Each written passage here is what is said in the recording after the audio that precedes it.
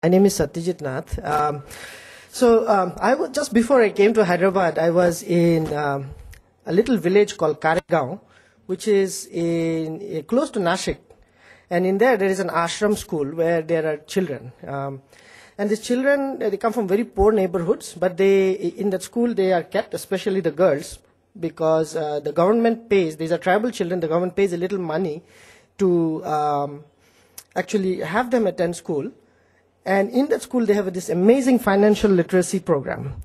It's called the Aflatun Child Savings Program. And these little kids sitting in class 7, they run their own program. So there is a sachiv, there is a treasurer, they deposit money, they take withdrawals, maybe to buy a pen, maybe to buy a little nail polish if it's a girl. And they do this amazingly throughout the year. So the thing I was thinking is, okay, Karegaon is great. It is in a very faraway place. Okay, this girl, there's a very remarkable girl, her name is Shraddha. So Shraddha kind of graduates from this program. And then she's ready to get out into the world. There is no bank near where Shraddha lives. Nowhere. So she's learned all this stuff about savings and financial literacy in this really innovative program. But there's no way for her to go and practice this afterwards. So I just wanted to ground that experience of Shraddha as how important financial inclusion is. We have made great strides as a country in terms of education and financial literacy. Now it's time to provide the financial tools everywhere so that girls and boys like Shraddha and others I met about 90 children during that day. It was just an amazing experience. Can have those tools in the next 2, 3, 5 years. Millennium Development Goals and other goals that we can set for ourselves. So I wanted to use that as the context to move this conversation forward. So I'm trying to make sure I know how to use this. I point it at, maybe I just use an enter button. Okay. So in my mind, I have a simple description of financial inclusion. A poor person needs access to a bank account. That is financial inclusion in my mind. Okay. So what do you need in that account? The ability to pull cash out, which is withdrawals, cash in, deposits, and to be able to make payments, as all this August panel has explained in many different beautiful ways. Additionally, Government of India can do lots of disbursements like Narega, the whole livelihood mission coming up, disaster relief, and so many other programs that I'm learning about right now. So this is important, right? So the poor person should be happy, but the poor person is not happy. Why? Well, how do we know that? Only 10% of the accounts are being used, Mr. Sengupta mentioned. And even those 10%, only 3 transactions per year. So why is that happening? Well, before we figure out why that's happening, the net effect of it for the bank is that they're not making money.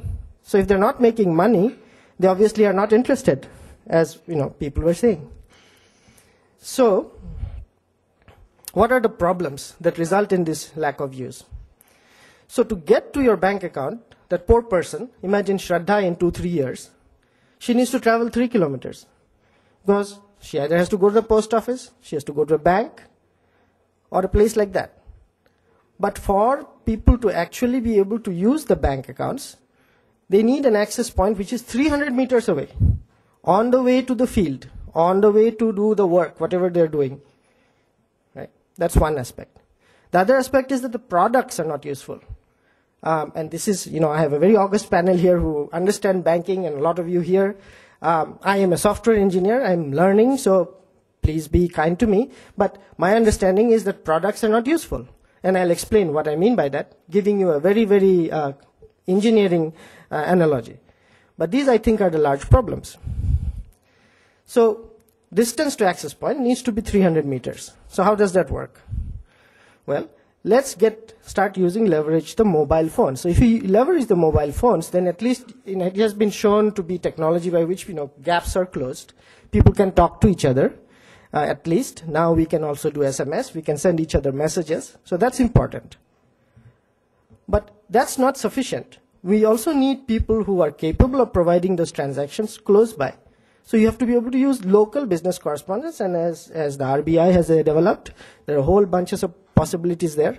The Kirana stores are possibilities, the microfinance institutions, Maybe there are other for-profit institutions, but the whole point is that we need local business correspondents that can perform cash-in, cash-out services for the poor people within that 300-meter range.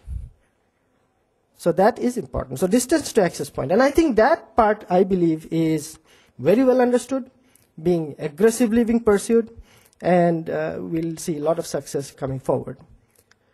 The other aspect of financial products not being useful, I'll give you my perspective. So this is a representation of the actual income stream of a poor person. So if you see, this could be even on a daily basis. Imagine like a laborer in a village who goes and works in someone else's field. He works today, he gets paid. He doesn't work tomorrow, he doesn't get paid. So that could be, that graph essentially would be the kind of income he's generating on a day-to-day basis. But he has to eat every day, right? His family has to eat every day. So how does that happen?